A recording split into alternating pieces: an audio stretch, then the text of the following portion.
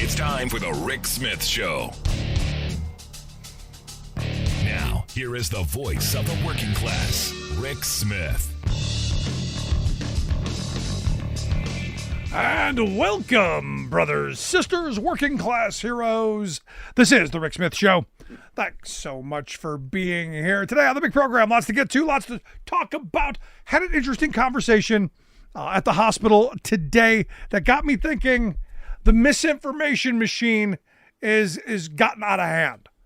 I literally had someone who told me that Donald Trump not only won in 2020, but actually won the popular vote by millions.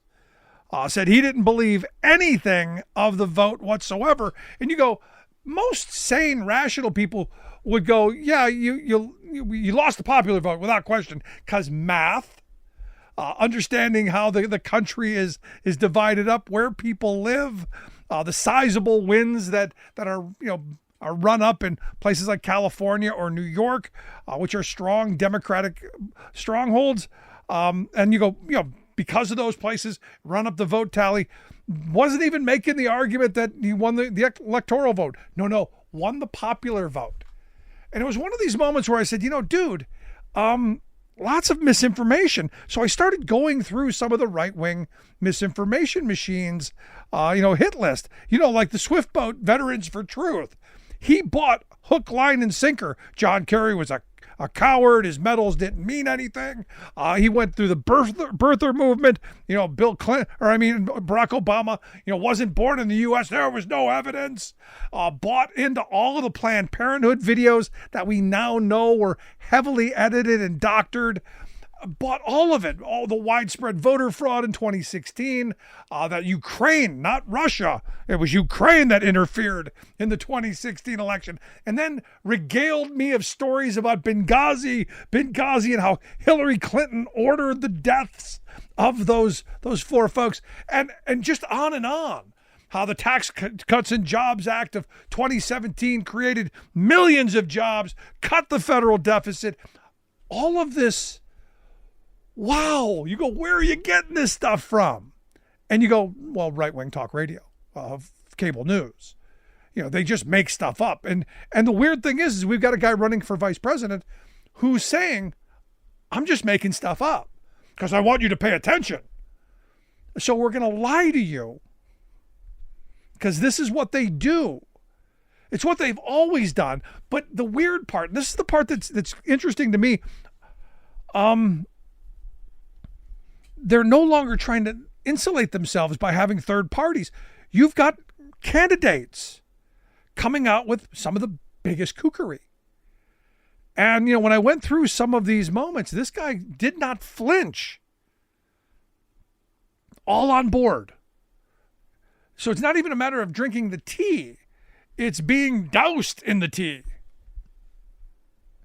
So the question is with this kind of massive misinformation machine where so many people know so much of what isn't true or reality, how do you then govern a nation? As I spoke to this guy just for fun, not attempting to convince him of anything one way or the other, I simply said, the reality is, you're beyond a discussion. You're set in your ways. There's no questioning that, discussing that. You are where you are. I'm leaving you to be that way. And look, as citizens, you have to let the fives go. You have to let the extremists go and focus on people who are somewhat attached to the real world. Because sadly, too many people are living in this alternative reality of the economy's terrible. Cities are literally burning to the ground. MS-13s around every corner. Gangs are taking over. And you've got presidential candidates who are all in. You've got Donald Trump, who is all in. And why? Well, quite frankly, because he knows it's the only way he can win. Because he's not bringing anything to the table. He's not talking about how he's going to make lives better. He's not talking about policy. I know he's got a concept of a plan, but no real plans. It seems like an easy election to get through. I want to hear your thoughts. Email me, rick@thericksmithshow.com. Quick break. We'll bunch after this. We are AFGE, the American Federation of Government Employees. We represent 700,000 federal and D.C. government workers who are the vital threads of the fabric of American life. We support our nation's military. We take care of our nation's veterans. We protect our nation's borders. We respond to our nation's crises and natural disasters. We provide services to our nation's seniors. The American Federation of Government Employees. We work for America. We are AFGE, the American Federation of Government Employees. We represent 700,000 federal and D.C. government workers who are the vital threads of the fabric of American life. We support our nation's military. We take care of our nation's veterans. We protect our nation's borders. We respond to our nation's crises and natural disasters. We provide services to our nation's seniors. The American Federation of Government Employees. We work for America. Welcome back to the Rick Smith Show. Now, here is Rick Smith. So we've been talking about the for the last couple of weeks, J.D. Vance and this idea of just making stuff up. Just, reaching around to the backside, pulling something out of the dark side of the moon, something out of the rear orifice, if you will. And truth be damned, reality be damned, honesty, integrity, never mind. We've got an agenda, evidently. And the weird thing is, and this is what I've been saying for years, the mastery of Trump, is basically, Orwell's 1984, the 2 minutes hate, only it's, 2 minutes of hate, 24 hours a day, 7 days a week, 365 days a year for the last, 9 years into this nightmare? I'm here to share some thoughts on the simple question. Do we want to live in reality, or do we want to live in this dangerous hellscape dream world that the conservative and the right have created in their minds? That's why I've asked Will Bunch to come talk with us. Will is a national columnist at the Philadelphia Inquirer. You can check out his work over at the Philly Inquirer. Will, thanks for taking time for us. Hey, Rick, thanks for having me back. So, I've been using this frame for a while because, 1984, evidently another banned book, part of the banning of my high school reading list. I still remember that 2 minutes hate where you're screaming at something. You don't even know why. You're just angry. And the idea was just to keep people on edge. We're living that in real time and have been for quite some time. Yeah, I think what's kind of interesting is you're right. It's just both the length of time and the amount of vitriol have just constantly expanded, right? Because I felt like when Trump was running, when he started running 2015 and into 2016, you did have something that was like the 2 minutes hate. And it was, I guess it was especially noticeable to me because it was directed at the media, right? There'd be a point in the middle of his rally where, he'd say, and look at these people, they're the enemies of the people, turn around, and everybody in the arena would turn around or turn to the side at this little caged in area where, maybe 50 journalists were trying to work, and just boo and, make gestures and it was 2 minutes. But, in this campaign, here we are 8 years later, and it feels like it's 80, 90 minutes of nonstop hate. And, but let me ask you this before you go on. I mean, because we have talked about that in the past, and it's always been weird to me that you go, if you're a journalist, why do you subject yourself to this? Wouldn't it be great if nobody showed up going, look, if you're going to use us as your whipping boy, we're just not going to participate. You could talk to yourself. If you're going to make us evil and the enemy, we're not going to play along. Yeah, I mean, especially in this day and age, there's always some way to watch Trump's rallies remotely anyway, without just having to physically be in this pit. The only people who really physically need to be there are camera people, the people operating the cameras. So you're talking about a dozen people. I mean, I go to Trump rallies to talk to the voters, such as they are, and not to hear what Trump has to say. But I do feel this escalation that you're talking about. After 8 years of this, it's like the stories have to get bigger, the lies have to get bigger, and we've talked before about how this whole immigration thing has been 20, 25 years in the making, right? Going back to the 2000s and the Rush Limbaugh era, and warning people about the dangers of these people coming into our country. And I think honestly, what's happened to a great extent is, we've had these influxes of people coming into this country, in a lot of cities, and I know, I know the union orientation of the show can be complicated in some industries in some areas, but in a lot of these cities, they're clearly helping the economy. They're clearly, for whatever reason, filling a need both for workers, and in doing so, they're filling a need for, they're filling vacant homes. They're shopping in the supermarkets.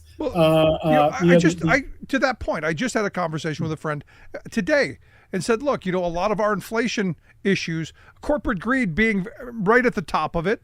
But part of it is we haven't had that steady flow of younger immigrant labor willing to work crummy jobs. And I pointed to restaurants. You go to the back of the house of most restaurants now, they're trying to fill with people who aren't going to work for poverty desperation wages like they were able to before the pandemic, because you had a steady flow of immigrant labor coming in. And you could go, blame Trump for that. This is what we're not talking about as well. And to your point, I agree with you. Yeah, absolutely. And we've had study after study proving what seems to be trans-faced, which is these immigrant populations, these groups that come here have lower crime rates than native-born Americans, because they're coming here to work. They're not coming here to commit crimes, and it's obvious. And so we're at that point where he needs to scare voters more, and he's got less to work with. Yeah. So he's making stuff up there. You mentioned JD Vance at the start of this segment, and what did he say? That we have to be out there creating stories, quote unquote, to get people to pay attention to. You mean lying? Yeah. And we used to call that lying, Will. And when he says pay, he wants America to pay attention to something that's not happening, because doing so helps the Trump campaign and helps the JD Vance campaign. Now, what's interesting, I got to be honest, what's interesting is, at least in 2015, 2016, there was this facade of, we care about you, that we're going to reshore manufacturing, we're going to rebuild infrastructure, we're going to do all the things that I wanted him to do. Had he done, he would have been unbeatable in 2020. But again, it was never about that. It was about all of this other stuff. And now they've given up on the idea that they're going to do anything for us. It's what they're going to do to us. Yeah. Look at a place like Springfield, Ohio. I've been to Springfield. We used to stop there at the local Holiday Inn on our way out there. I think you and I may have talked about this before, but that city had fallen on really hard times, and it's been revitalized. And it's not, it's downtown's revitalized, and housing prices are up, but that's what happens when you attract new workers in new industry. It's called capitalism, Will. Yeah, it's if like Ford came in and said, hey, we're opening up a new electric vehicle or whatever plant, we're going to employ 10,000 people, and people from Appalachia and West Virginia or whatever moved into Ohio to take these jobs, even if they were native born people, what would happen? The rents would go up, because that's it's capitalism, Will. I took economics for poets in college, Econ 1. It was economics for non-economics major, and the way that rent and housing prices works was the first week of the class, and it's pretty basic. It's like you want your city to be growing, you want jobs. Well, one of the side effects of that is it's going to be more expensive to rent an apartment. You're spot on right. And look, and this is where I keep saying that inflation isn't high enough. evidently, because we keep buying stuff. If inflation were too high, we would stop. Right, and then there'd be a recession. Then there's been no recession, so you couldn't be more right. So, yeah, and so my most recent column, they've gone from exaggerating problems to just making problems up. I mean, they've really created a fantasy world, it's like I guess it was late last week, they came out with the new inflation numbers, and inflation was the lowest it's been since the pandemic. Yeah. It's down to 2.3%. Trump goes out at a rally that night and says, look at these new numbers, the worst inflation we've ever seen. It's just so blatant. It's not, it used to be the lies were based on something. On a kernel of reality, right? It's like when J.D. Vance held a press conference talking about eggs being like $8 a dozen, and he's standing in front of the eggs that are saying $2.99 a dozen. Yeah, or they're saying gasoline is $8 a gallon, I have not watched a Republican, a Trump rally or any Republican event this year where there hasn't been a big to-do about how crime is out of control and going up. And yet, the numbers are like crashing through the floor, Yeah. Or a Chicago's a burning hellscape. We walked around Chicago during the convention. I asked the Uber driver, take me to where it's burning, please. Yeah, it's not happening. I think the city of Boston has had 10 homicides for the entire year so far. And Philadelphia, it's like, well, what about Philadelphia, you guys? And we did have a couple really bad years for crime here in Philly. There's no doubt about it. But last month we had 10 homicides for the month, which, we're like a large city. So that was the lowest monthly homicide total again in since the pandemic. Yeah. But here's the thing, and this is to pick up on this, is, you keep having that message reinforced. And, and again, this is one of those things that, I was just talking to somebody about, when the right talks about Philly, they talk about Cleveland, they talk about Detroit, any of these cities, it's not, to highlight what a wonderful city is. It's to highlight the fact that their population is heavily black. So it's really the race, that dog whistle race issue that they keep throwing out. Trump, what did Trump say the other day about Detroit? If Harris is elected president, the whole country is going to look like Detroit. And that's meant to scare rural America. It kind of backfires, though. Look at Wisconsin. Before the convention in Milwaukee, it came out that Trump hated Milwaukee, that he hated it so much that he'd originally planned to stay in Chicago and limo up there every night until he got found out and they told him, no, you absolutely can't do that.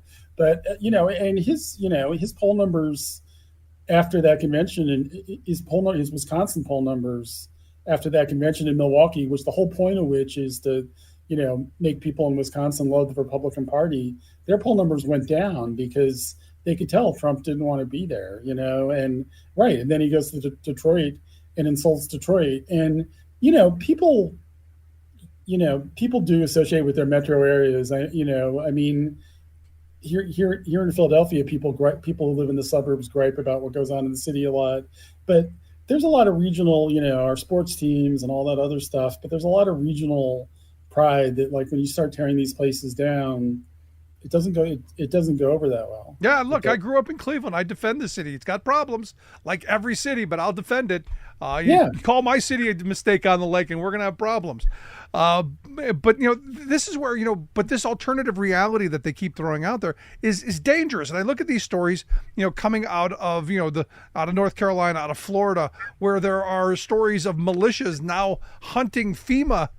Because they've been told that FEMA is going to come take their, I don't know what, come take their cameras or their dogs or I don't know what. But they've been told that, hey, FEMA's coming for you. So now we've got this potential of danger to the point where, as I understand it, FEMA moved out of an area for their own safety. Right.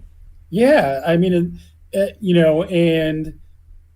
these rumors about the hurricane and about, FEMA was blocking flights, blocking relief flights and, preventing people from giving help, and things that just made absolutely no sense. But then, of course, when you've got so many people believing the government is controlling the weather or somehow caused these hurricanes, or the government could stop these hurricanes, but they didn't want to do it because they were red states, or and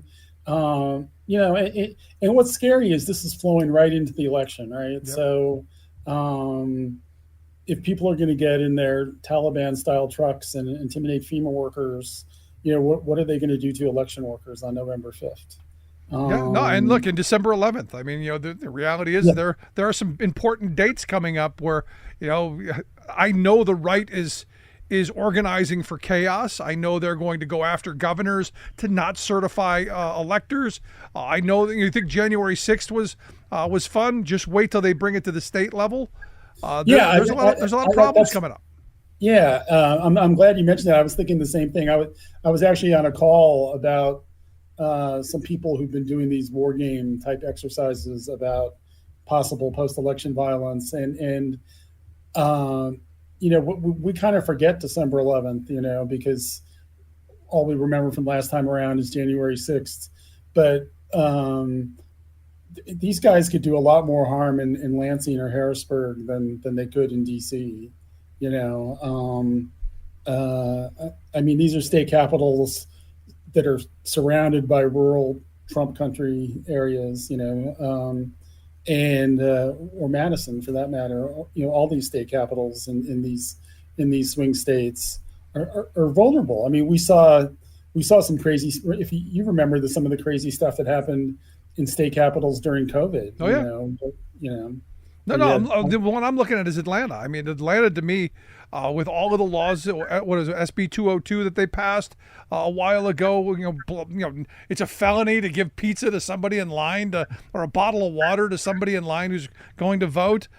They're throwing people, they're challenging people's votes at obscene numbers. I mean, it's just all kind of craziness. And then also, you got someone like Brian Kemp who, I guess they've kissed and made up, him and Trump. So who knows where this goes? But again, I think a lot of us still believe can't happen here. Yeah, and that was something else I addressed in the column. I mean, certainly the biggest mainstream news organizations, the ones that are so influential, the New York Times obviously gets talked about the most, Washington Post, Wall Street Journal, and the big TV networks, the big cable networks. There's definitely a lack of imagination.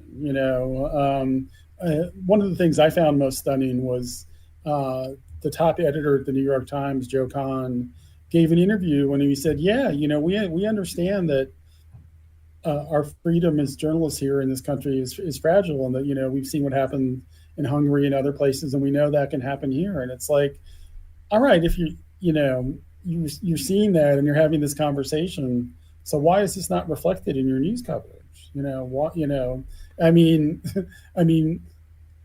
You should be alarmed at a lot of things Trump's saying, but Trump's even threatening your own profession and you're not saying anything. No, and the fact that the right is so emboldened with this Project 2025 that they wrote all of their bad ideas down in one place.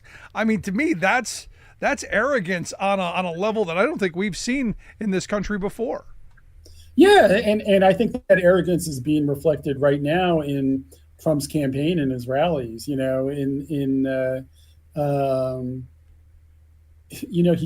constantly does the opposite of what the conventional wisdom is, right? And so the conventional wisdom would be, well, he's getting closer to the election, maybe he's going to tone things down, maybe he'll even, That's not what Roy Cohn taught him to do. Yeah, I just saw that movie last night. That is not what Roy Cohn taught him to do.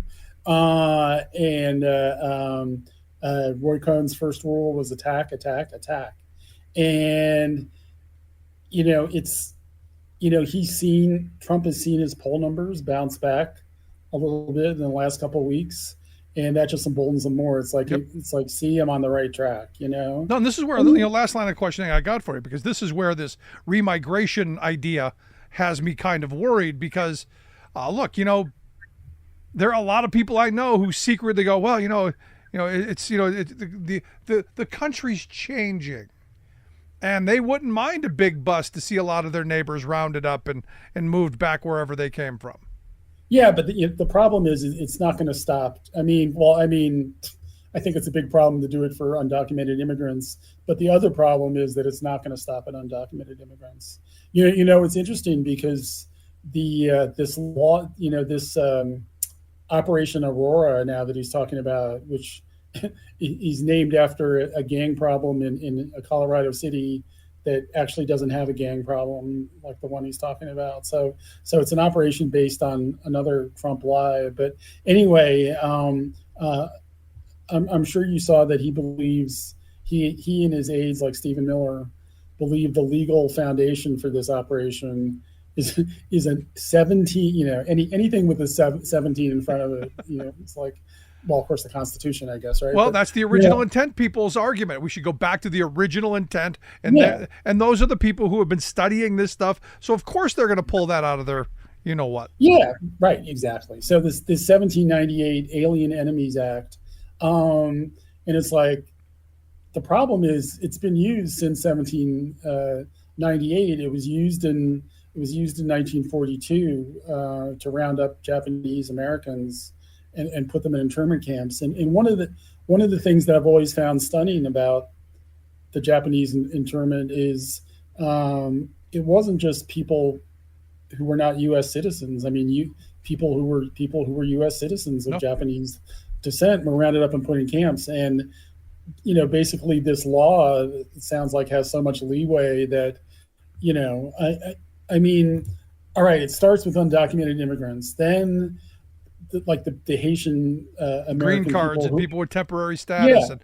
all down the line until eventually, again, they came for the undocumented, and I said nothing. And by the time they got down to me, there was nobody else.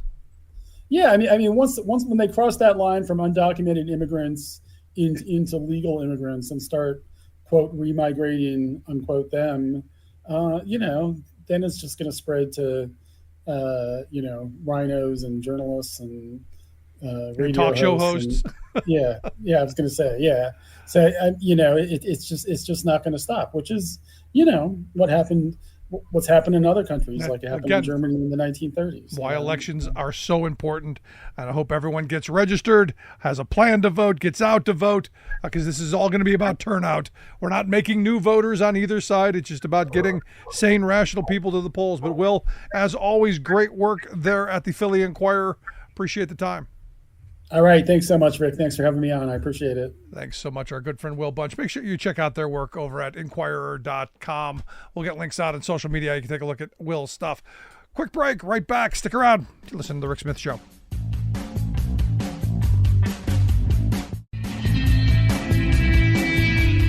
Welcome back to The Rick Smith Show. Now, here is Rick Smith. So I got to tell you, I really, really angry at myself. And look, I'm going through some stuff right now, some family stuff. So I'm cutting myself a break on this. But last week, my good friend Scott Paul and his organization, the Alliance for American Manufacturing, were in the neighborhood. They were down in Reading, about an hour from here, held a showing of their film that I think everyone should see, the relighting film. And as I've been saying, we need these kind of documents, these kind of films that share reality, not the stuff that we're being force fed from the corporate controlled media, but real life stories of individuals. I saw a little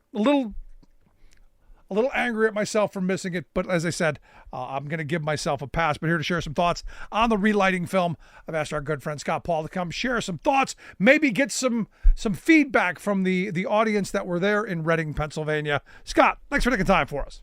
Hey, Rick, it's great to be with you. And you know what? You're always with us there in spirit, man. So I appreciate it. So no sweat off the brow there. Yeah, I have seen them. I have seen the film. Yeah, great piece. We've talked about it before. This is one of the times you've gone out to the greater audience, had people come in. What was it like? So I loved it because, well, first of all, I love that Reading has a film festival. I never knew that, and it's actually a really good one. And so we were part of a block of what they called inspirational documentaries. And I was like, first of all, to have a movie set inside a steel mill, basically, that's inspirational, there's a change, right? Because you never saw that before with any kind of documentary or fictional portrayal of a steel mill. It just never happened, right? So that was cool. And there was a really full house, which was nice. And I really enjoyed showing it in Reading because, Rick, as you know, I mean, that's a town that has been really, really beset by deindustrialization. I mean, auto parts, Dana, steel. Oh my God, we could go on and on and There's on. A bunch of them. Yeah, but that's one of the most deindustrialized communities in Pennsylvania and the United States, and so it was interesting to get the audience reaction to it, which was, I mean, there's a part when one of the women who's featured in the documentary, her dad talks about what a starting salary in a steel mill is today, which is like $80,000 to $90,000 plus benefits and overtime. And there were audible gasps from the audience, like they didn't believe it, right? And then the fact that they were hiring and the feedback that we got was like, this was so great, or I've never seen how steel was made, and it's nice to see this. And so I think that, I mean, this was a film-going audience that was there to see a lot of other documentaries too, but it was really, really great to show it in a town which has really felt, kind of factory closures and all of that, to see response when you showed them what it could be, with the right policies. Yeah. Clearly, Reading was a place that used to be. I mean, it used to be heavy into manufacturing. It used to be heavy into textiles. This was a 50, 60 years ago, this was a booming economic place. And deindustrialization, bad trade deals, monopolization, trade with, globally, that's not competitive. We've given away that manufacturing base, and Reading is one of those places. What was a couple of years ago? It was the poorest community in the country a couple of years ago. So this is a place where this film should be seen. Mm-hmm. Yeah, absolutely, and it's one of those areas in Pennsylvania that's very much contested in the election, right? And so it was nice to see that. And you just reminded me that all those textile mills are an outlet mall, right? Which is like, I guess I don't want to call that the natural progression of the economy because it's like in reverse. But yeah, so there was a whole lot of reasons why it was great to show that film there and to see the audience response. And we've screened it in Cleveland, we've screened it in DC. It was at the Grand Rapids, Michigan Film Festival. We screened it in Northwest Indiana, which has got the largest steelmaking communities in the country. And it's going to be in New York City as part of the Workers Unite Film Festival, which is the biggest kind of labor film festival in the country, on October 24th. So it's been really, really an honor and a pleasure to be able to very this great documentary with folks. Very cool. And look, if you can't make it to New York, you can still see it online, right? I mean, it's out on YouTube to see for free, Relighting the Flame, the film, right? That's exactly right. You can just go to, if you go to our YouTube channel at AmericanManufacturing.org, it pops right up there, or just, Google in Relighting the Flame, and it'll get to you. And we welcome, folks to take a look at it. And you'll be happy for the 25 minutes that you spent. Looking inside these lives that have been transformed by a job in a reborn steel industry in the United States. Now, let's also talk about steel. I see that U.S. Trade Representative Catherine Tai on Friday was in Coatesville, Pennsylvania, at the Cleveland Cliffs mill there, talking about how bad trade policy has really put us in this mix. Any thoughts on her visit? Yeah, it was, first of all, it was great to be there with the trade ambassador and also with acting Labor Secretary Julie Sue. was there. Lorenzo Gonzalez, who's the CEO of Cleveland Cliffs, was there. A lot of steel workers who I know Rick, were there as well. And to hear from the workers, and this was interesting because this particular mill in Coatesville, first of all, it's been there since 1825.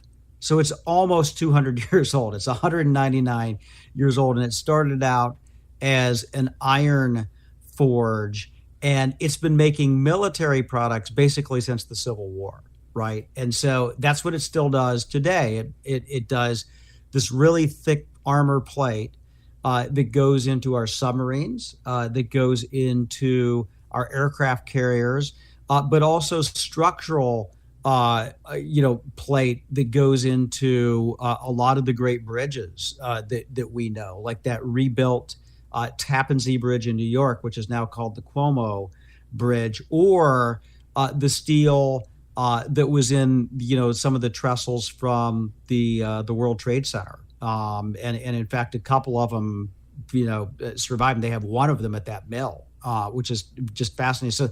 So the history behind this is extraordinary, and we got a chance to talk about shipbuilding, and I thought that was kind of exciting because there is this potential to kind of scale up commercial shipbuilding in the United States with this trade case that the steel workers, the boiler makers, the machinists, IBW, the maritime trades filed with the U.S. trade representative, and so they'll make a decision about what's going to happen with that within the next I think the next 4 or 5 months now.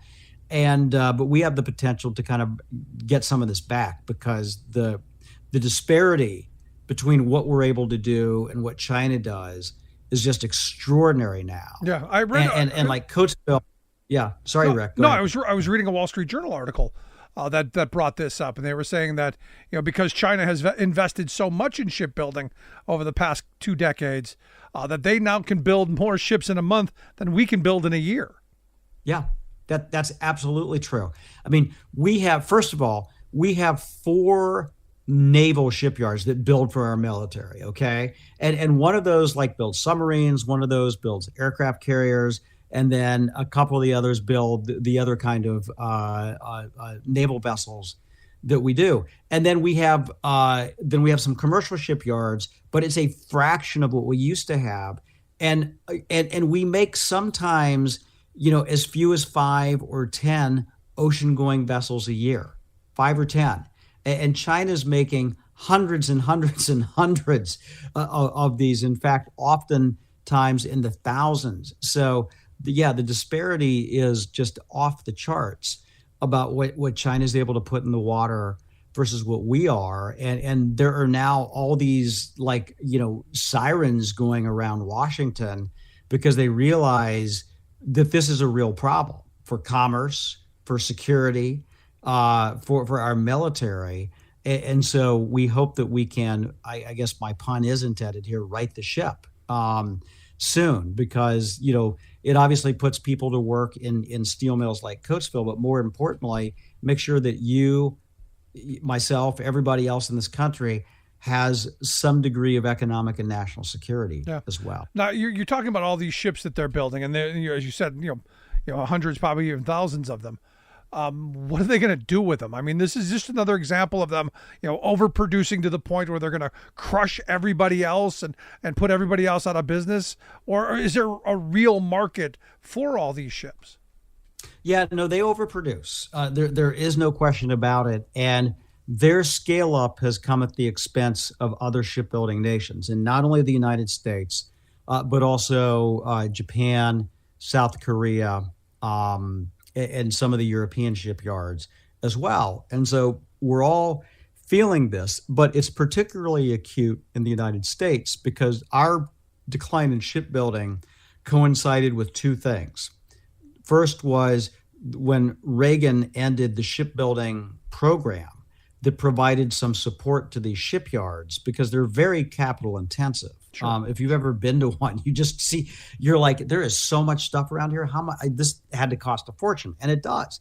So he ended the shipbuilding program that we had, And at the same time, Korea, Japan were scaling up their programs. And so it was like a double whammy to the US. But starting in the 80s, we saw a decline. And then it was just turbocharged once China came on with all of its capacity. And so, yeah, our shipyards are hanging on by a thread. And we got to do better because this is how we build our strength. I mean, this Absolutely. is how we won wars. Yeah. So. No, but this is for me manufacturing as a whole, which is why we talk about quite often manufacturing being a national security issue. If you don't have the ability to ramp up wartime production by having available facilities, you're at a disadvantage. And you go back, and I know we've beaten this, pretty well. But World War II, we did well because there were other factories that could be quickly turned into wartime production. Not that I'm calling for a war, not that I want a war, not that I think it's a good idea to have a war, but sometimes stuff happens. And you have to be able to produce, or hey, maybe pandemics pop up, and having the ability to ramp up production sounds like good policy. Yes, well, I mean, look, we're seeing this play out in real time in other types of military production, and I'm just going to bring up Ukraine here. We have very few factories that actually make munitions in the United States, and they're basically working overtime to help keep our ally supplied against Putin's aggression and also keep our own stocks up. And we don't have a lot of redundancy there. And to your point, yes, we hope to God none of this ever happens. But unfortunately, we've seen, if history shows us anything, is you have to be prepared for all of that. And yes, we could convert auto factories and steel mills and other things into shipbuilding and airplane building and what have you.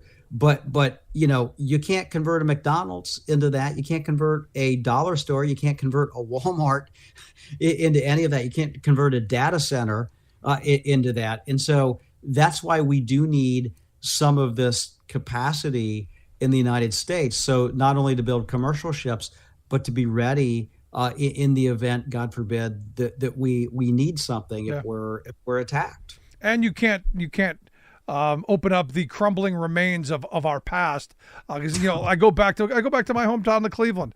You got out on the flats. There are still buildings there that haven't been taken down that were factories in the past. You go to Flint, Michigan, where the auto industry used to be. You go across this country, and there are remnants of a manufacturing powerhouse that sadly are crumbling before our eyes. So the fact that we now have something of the beginnings of an industrial policy for the first time in my lifetime, fairly exciting, because maybe we're going to bring manufacturing back. And with that, as a union guy, maybe the union jobs that built the most prosperous working class in the history of humanity when my grandparents walked the earth.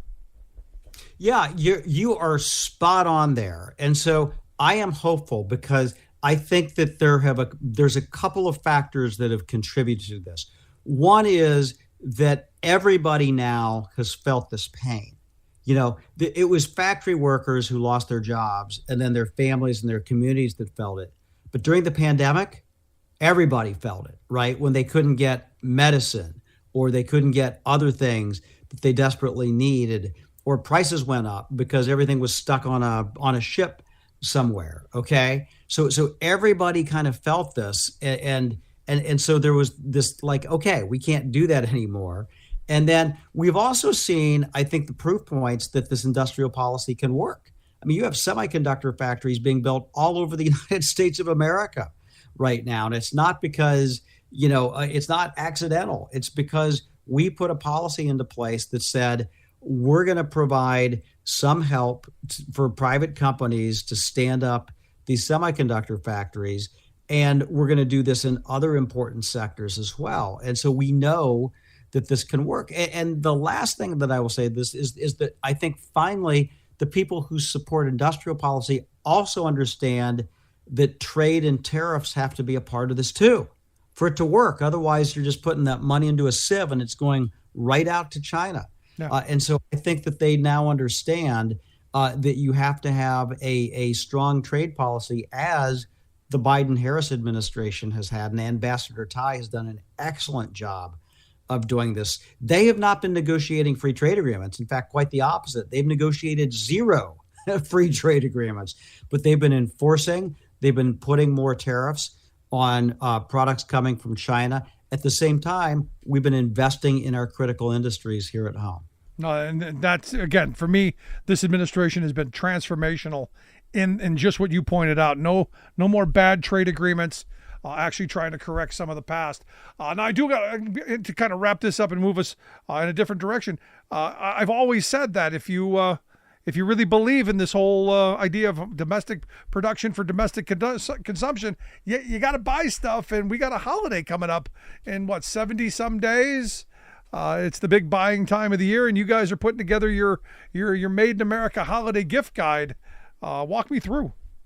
Yeah. So everyone listening can be a part of this. Like if you've ever received a gift or bought a gift that was made in the United States and you want other people to know about it, this is the place to do it. This is the absolute best Made in America holiday gift guide that you're going to find out there. It's been featured in the Wall Street Journal, a bunch of other places as well. And we curate gift ideas that are manufactured or made in every single state in the United States of America. You know, Alaska, Hawaii, you name it, we've got them all, but it takes your help. And so if you see something out there that you want to bring to our attention, this is actually the week to do it, because this is the week we're compiling all of this. The gift guide comes out in about a month, but send them our way. You can find the portal, again, at americanmanufacturing.org. We would love to have those ideas, and we do get a lot of listener submissions on Made in America gifts. And there's a ton of stuff to buy. And I'm just going to give you one example. I wore my pagoda socks to Reading because of the pagoda there that were designed by a woman who grew up in Reading, Pennsylvania, and has them made at a knitting mill in North Carolina. And it's called This Night. The socks are. And it's awesome. But there's stuff like that all over the country. Nice. And if you make this stuff, by all means, submit it as well. And are you making because one of the things that I wish Amazon would do on their website is to put things that are made in the U.S. Give me more information on where it was made. If it was union made, I would love to see that, because I would buy, most certainly without question, union made, American made products exclusively if I could. But it's the information and the work you guys do, fabulous. But is there a demarcation for that? There is. Well, obviously, everything on there is made in the United States, and we also note when we know it when it's union made as well. And our steelworker partners and others help us along with that. And so we provide tons of information about that. Unfortunately, unlike a lot of your other online shopping experiences that you might have. But you're gonna everything that we have in that guide and our directory is manufactured in the United States, and we have a bunch of stuff that's union made on there as well. And I know the AFL has started an exclusive kind of union made gift guide as well. I don't think it covers all 50 states, but that will be out during the holiday season as well. I'm looking forward to it. I hope people will make submissions. AmericanManufacturing.org, where you can go to do that. But Scott, as always, great stuff. Rick, thanks so much for having me on. Really appreciate it. Appreciate the time. Our good friend Scott Paul. Question: would you buy American-made, union-made stuff if you knew? If the Amazons of the world said, "Hey, here it is," would you look for that? I hope so. Want to hear it? Email me, rick@thericksmithshow.com. Right back. I'm Rick Smith, and this is Labor History in 2. On this day in labor history, the year was 1990. That was the day that President George H.W. Bush signed the Radiation Exposure Compensation Act. Worker safety at the Nevada nuclear test site had been sacrificed during the Cold War era, as the United States rushed to keep pace with the Soviet Union's nuclear arsenal. The result was an increase in cancers, including leukemia, from workers being exposed to deadly radiation. For more than a decade, these workers tried to get Congress to to pass legislation for compensation for radiation sickness. Uranium miners from states including Nevada, Utah, Arizona, New Mexico, Colorado, and Wyoming also joined the effort, filing a suit against the government. The courts ruled against the workers, ruling that national security needs trumped the safety of workers. Democratic Representative Wayne Owens from Utah sponsored a bill to give the workers compensation. In a statement carried by the New York Times, Representative Owens called the bill, quote, an apology to those people and their heirs on behalf of the government and the American people that were subjected and sacrificed for the Cold War nuclear weapons. President Bush explained the scope of the act at the signing ceremony, saying, quote, the bill provides compassionate payments to persons with specified diseases who fear that their health was harmed because of the fallout from atmospheric atomic testing at the Nevada test site. Regardless of whether causation can be scientifically established, the bill entitles each person meeting specific criteria to a payment of $50,000. Uranium miners meeting separate criteria will be entitled to compassionate payments in the amount of $100,000. The bill established a $100 million fund for the workers and residents who lived downwind of the Nevada test site.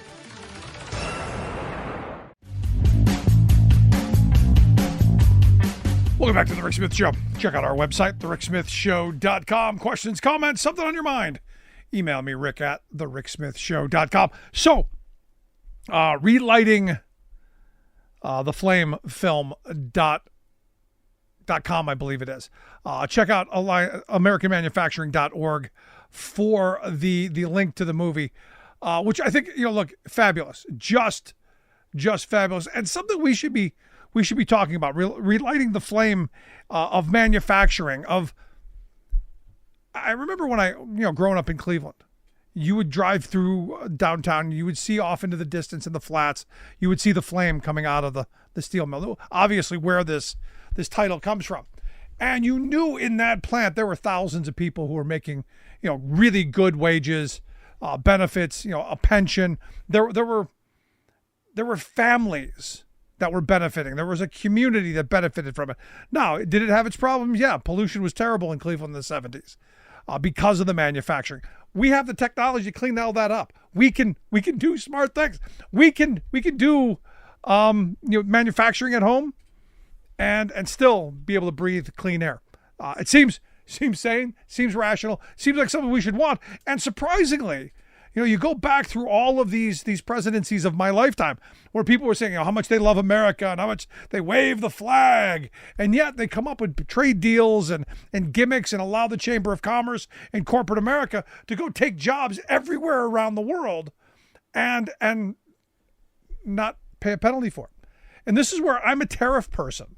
And I know right now there's this knee-jerk reaction from my friends on the left. Tariffs are bad, raises prices. Yeah, it does a little bit, but it also creates opportunities at home and it raises wages. And again, wages, if it's keeping up with inflation, not a problem. The problem is when inflation outpaces wages, and what helps that? A strong labor movement.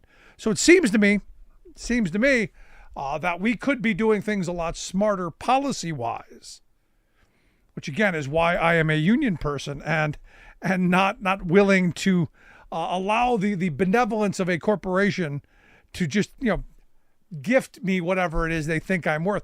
Because here's the thing, it hasn't worked very well, has it? I had a conversation with someone, the other day who said, I'm a capitalist. I'm going, I don't know what that means. Tell me what kind of capitalist, because if you're a capitalist, you can't be angry at the inflation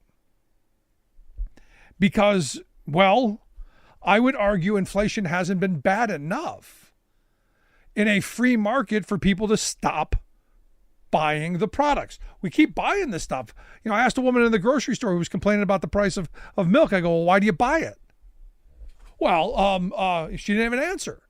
I go, if it's too expensive, don't buy it. Buy something else. She was, talking about all this stuff. It's all too expensive. Then don't buy it. Buy something cheaper. That's the wonder of the free market. It's what we're told in Econ 101. The natural level of prices is, the invisible kind of natural price point is the point at which people will stop buying it. We haven't hit that. So all this complaint about inflation, you're still buying it. I had someone complain to me, I went out to dinner and it was $90. I go, well, how do you fix that? Oh, I go, cook at home. Well, whoa. And you go, well, whoa, that's how you solve this. But I digress. I'm just happy that we have an industrial policy and we are moving in the right direction. Also, I want a real quick update. Things are going well at home. My wife is stable. Things are progressing. Again, for folks who want to send her communications, letters, cards, best wishes, you can do that at thericksmithshow.com. You can do that by sending us a letter at P.O. Box 1026, Carlisle, Pennsylvania, 17013. You can send that to Carol Smith at P.O. Box 1026, Carlisle, PA 17013. And I'm greatly appreciative for all the folks who have obviously taken time to send their wishes. As always, thanks so much for being here. We'll see you back here next time. You've been listening to The Rick Smith Show. Email Rick at rick@thericksmithshow.com.